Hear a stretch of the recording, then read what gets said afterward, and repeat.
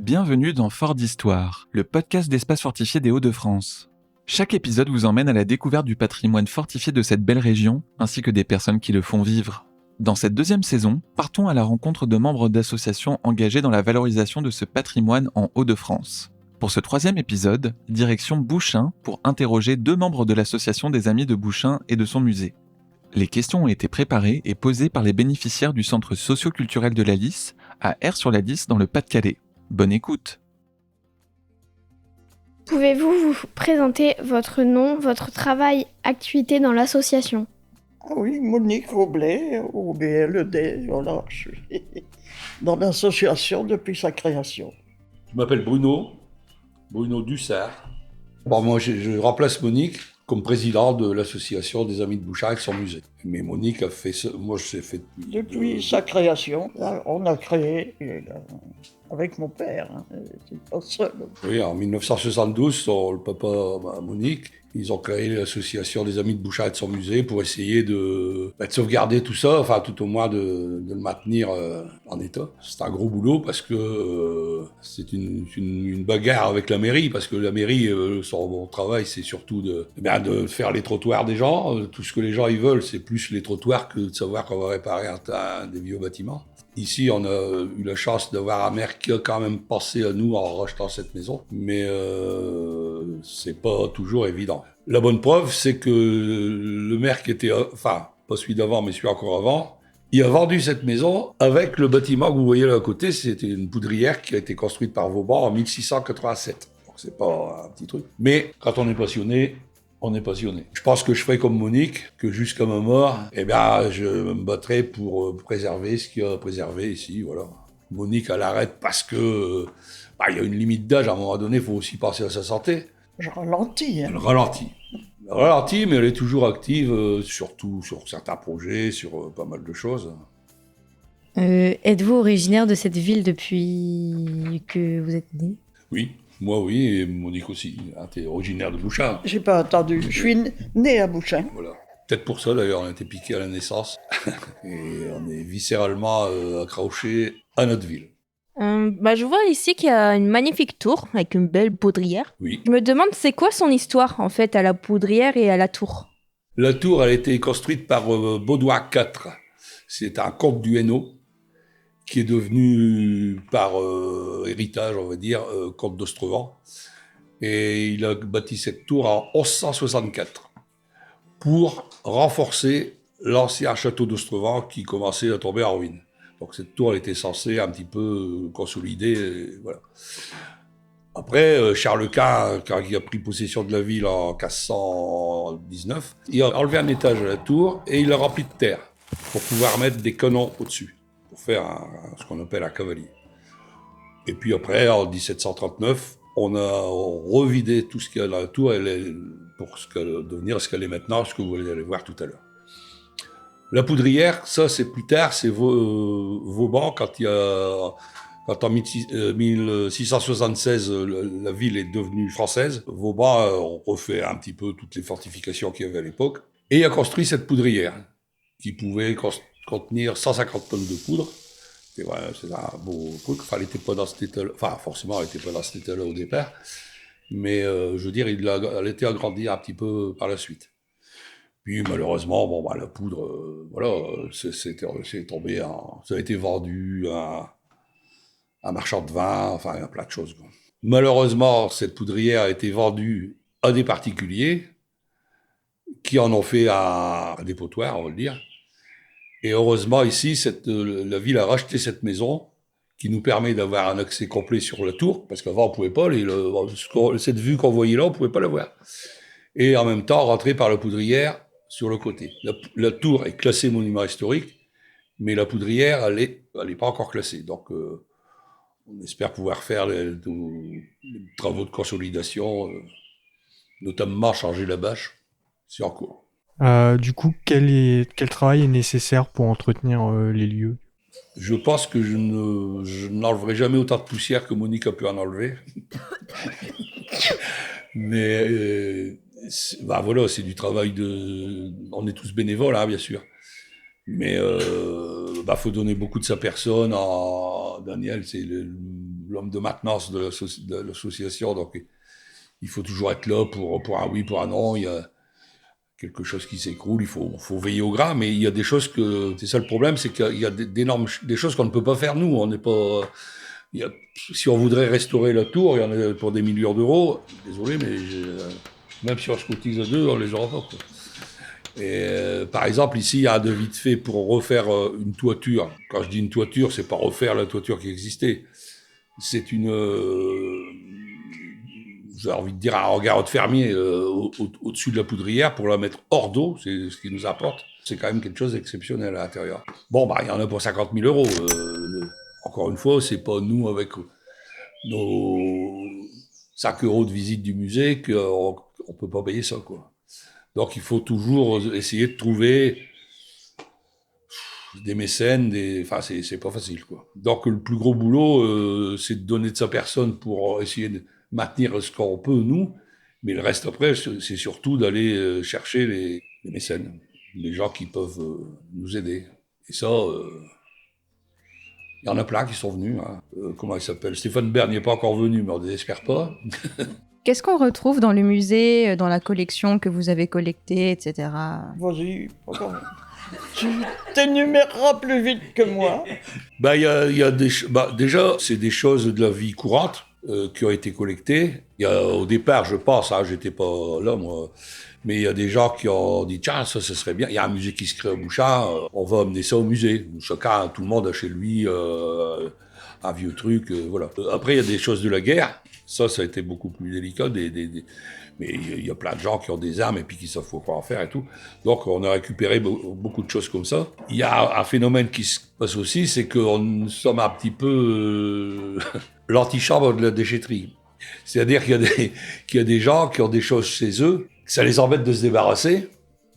Alors, ils disent, on va les porter au musée. Un exemple, des fers à repasser, par exemple, tous les fers à repasser en fer, tout le monde a ça, il y a une grand-mère qui a ça. On sait plus quoi en faire, quoi, je veux dire.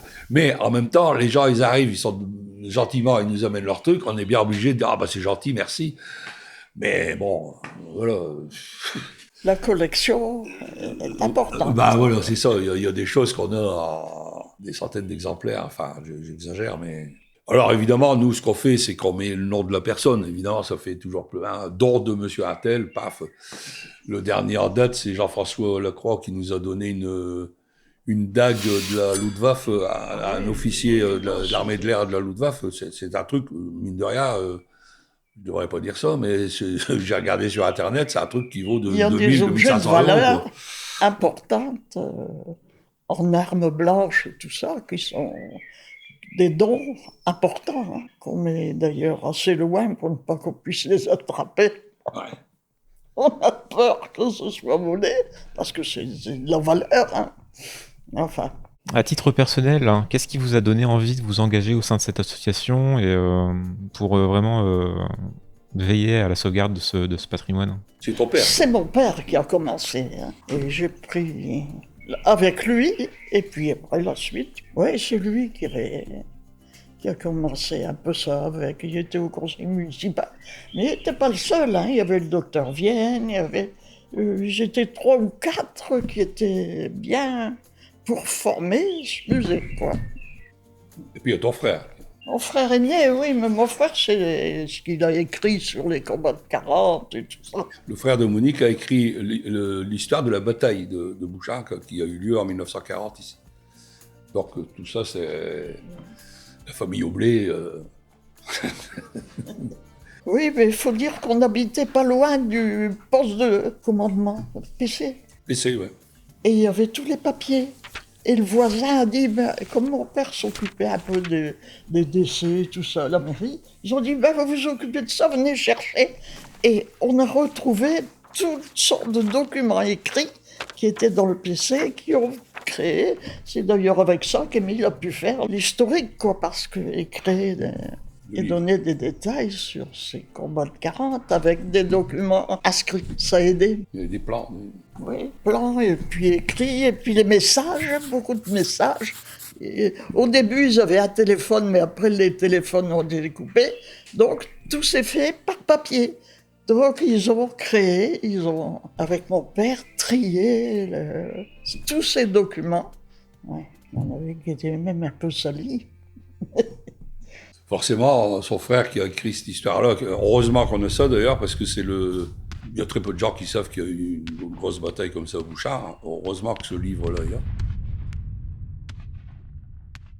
Son père, Monique, qui a commencé à créer l'association ici, et puis Monique qui a fait le plus gros boulot quand même. Le relais. Oui, bah, pas un petit quand même. Hein. Tout ce que je souhaite, c'est durer aussi longtemps qu'elle.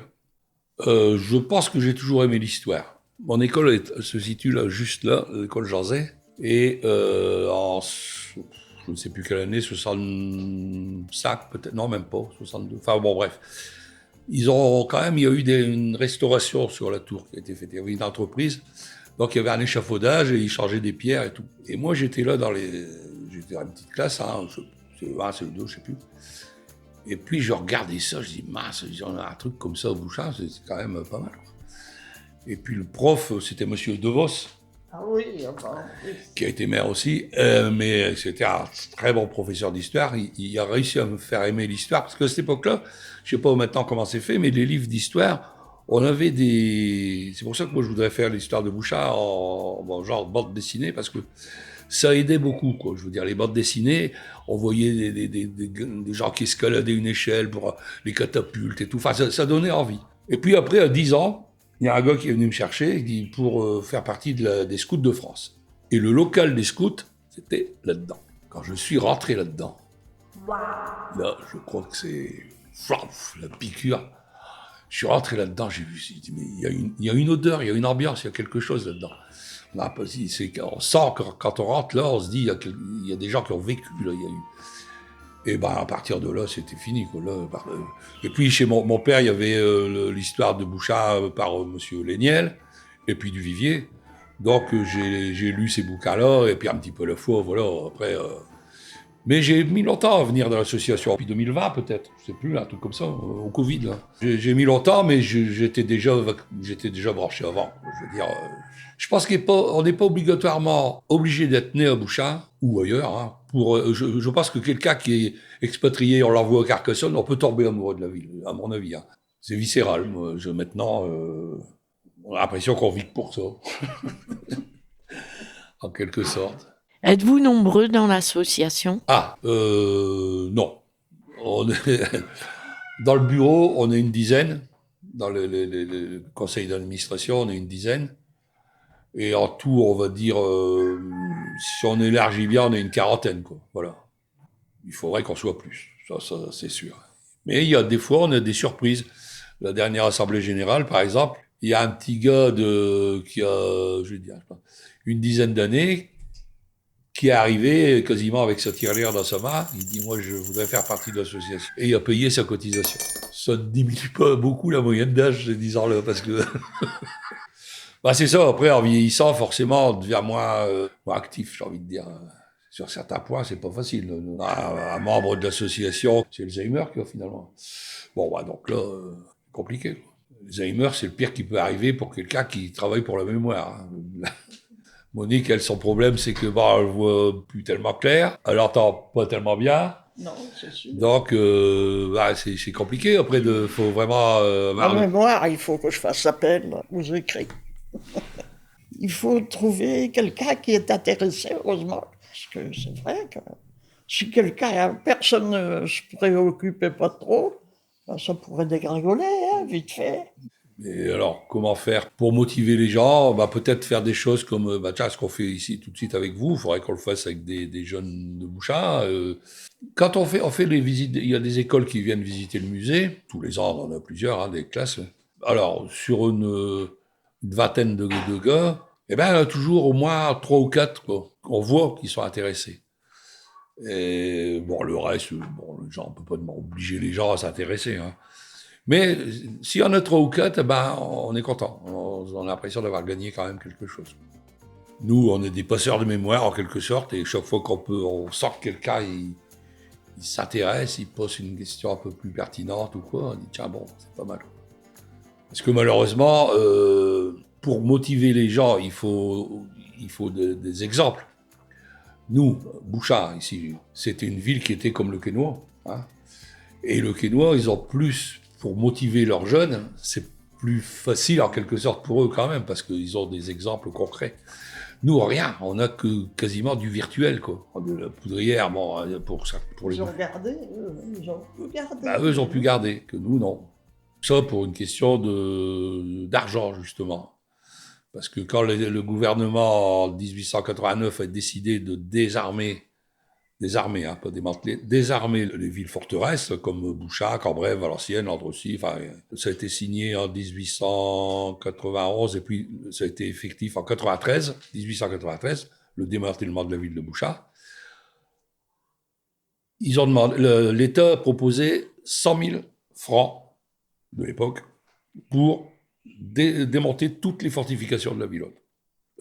Ça représente quelque chose. Hein. Et 100 000 francs, ça fait 200 000 euros. En échange de ça, les terrains à récupérer, il les donnait à la ville. Alors, la ville, comme elle était enserrée parce que c'était pas grand, la place forte ici, hein, les habitants, du jour au lendemain, ils ont retrouvé des jardins qu'ils n'avaient pas, pour des prix dérisoires, et tout le monde était content, finalement. Mais ils n'ont pas passé une seconde que leurs descendants, il va falloir qu'on est obligé maintenant d'aller très loin pour voir ce qu'on avait chez nous. Et ça, c'est un grand malheur. Nous, on travaille beaucoup sur du virtuel parce qu'il n'y a plus grand-chose. Hein. Il n'y a plus que le bastion, des forges, la courtine, la tour, qui n'est pas de la même époque, la tour de Sloan. Puis quelques autres trucs, mais c'est vraiment minime, quoi. Donc, c'est pas facile de motiver les jeunes pour... Déjà, il y a plein de gens qui viennent au musée. D'abord, ils ne savent même pas qu'il y a un musée. Qu'il y a des galeries souterraines. Parce que, bien sûr, quand ils ont nivelé, ils ont tout nivelé, mais tout ce qu'il y avait sous terre, c'est resté, quoi. Donc, il y a plein de choses sous terre. Le vieux Bouchac se situe sous terre. Vous pouvez nous raconter votre enfance? Raconter mon enfance? Waouh! Je suis né à Bouchac, j'ai été à l'école à Bouchac. J'ai vécu la guerre, malheureusement, en 40. L'évacuation, on est parti, on est revenu, on a retrouvé la ville abîmée, hein, sérieusement.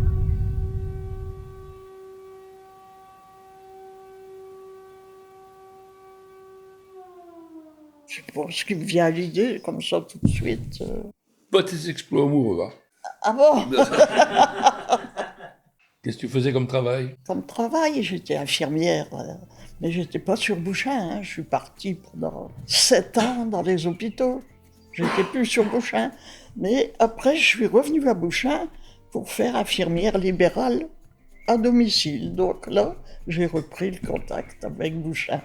Et aussi, dans jadis déjà. La dame que vous avez devant vous, il n'y a pas si longtemps que ça d'ailleurs, je crois, tu pilotais à plein heure. Ah oui, j'étais pilote, oui. J'étais pilote de plein air. J'étais passionné d'aviation. Alors, j'ai commencé à Valenciennes, entre Valenciennes et Naples. Puis j'ai fait des épreuves en planeur, des distances, des trucs comme ça. Oui, si, le planeur, ça c'était l'aviation. Prendre de l'altitude et des trucs. Pas de moteur. Hein. L'aviation, j'ai jamais piloté un avion moteur. J'avais pas confiance. Ça plane pas. Hein. Alors, tandis qu'un planeur, ça plane. Il faut rechercher les ascendances et on peut faire des distances. Je suis allé près de la frontière allemande. On peut faire loin avec un planeur, faut pas croire. Hein. Il y a des moments, j'avais un planeur avec une aile en 3 parties. La partie centrale et les 2 extrémités. Et j'avais peur qu'il y ait un truc qui se décroche. Mais j'ai jamais réussi à faire 300 bornes. Hein. 280, jamais 300. C'est fini pour maintenant. Ah non, l'année dernière, t'as fait le planeur. Ah oui, mais c'est pas moi. Donc on pilote, oui, mais l'année dernière. C'est pas moi qui pilotais, mais ils m'ont fait faire un tour, quoi, pour que ça me revienne. Nous avons demandé aux amis de Bouchain de résumer leur travail en 3 mots. 3 mots. Moi, je mettrais recherche. Oui, recherche. Moi, je mettrais le mot vérité. Enfin, c'est peut-être pas le mot qui convient.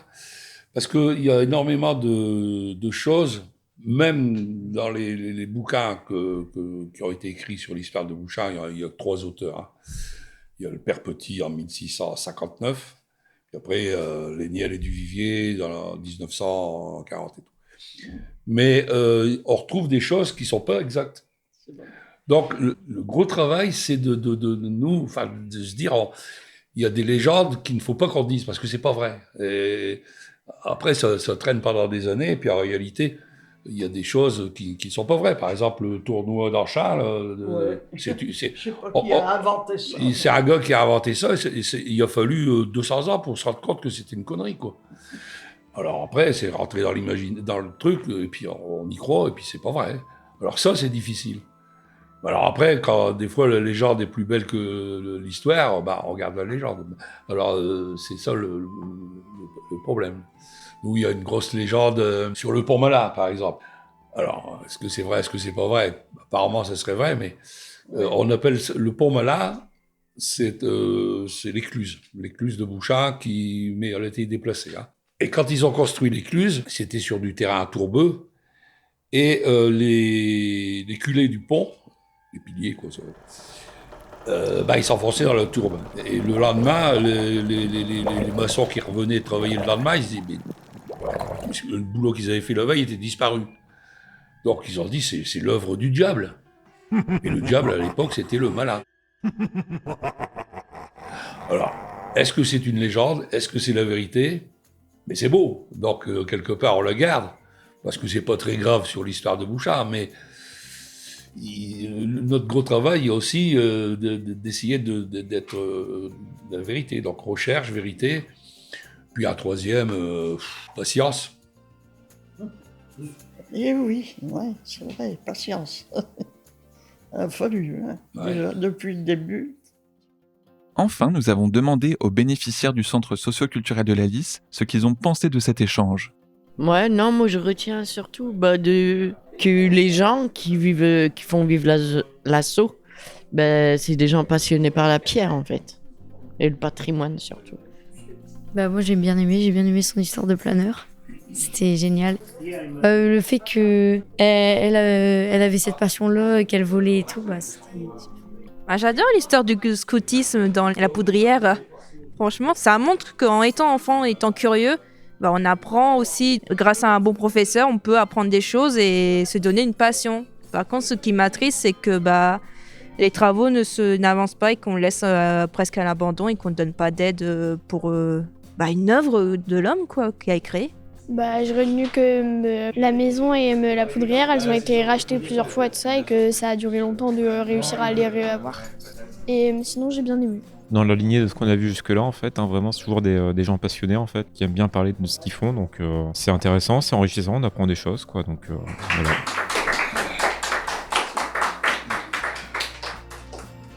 Merci pour votre écoute. Si cet épisode vous a plu, nous vous encourageons à lui donner 5 étoiles sur votre application de podcast, le commenter et le partager autour de vous.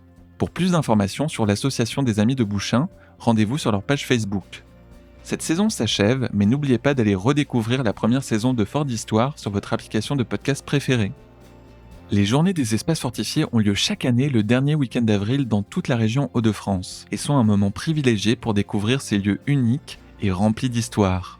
Cet épisode a été financé par le département du Nord et l'association des espaces fortifiés, la région Hauts-de-France, les départements du Pas-de-Calais et de la Somme, ainsi que le ministère de l'Éducation nationale et de la jeunesse. Il a été réalisé avec la collaboration du Studio Flamboyance, du Centre socio-culturel de la Lys et de l'Association des Amis de Bouchain et de son musée.